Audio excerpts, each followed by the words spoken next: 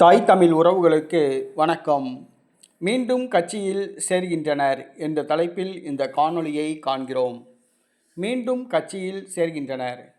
நாம் தமிழர் கட்சியிலிருந்து ஒரு சில நாட்களுக்கு முன்பாகவே பல மாவட்டங்களிலிருந்து பொறுப்பாளர்கள் விலகியுள்ளதாக கூறப்பட்டது. விழுப்புரம், சேலம், கிருஷ்ணகிரி, திருச்சி ஆகிய மாவட்டங்களிலிருந்து நாம் தமிழர் கட்சி பொறுப்பாளர்கள் விலகியதாக கூறப்பட்டது. திருநெல்வேலியில் மட்டும் ஒரு 10 பேர் கட்சியின் உண்மையான பொறுப்பாளர்கள் விலகினர்.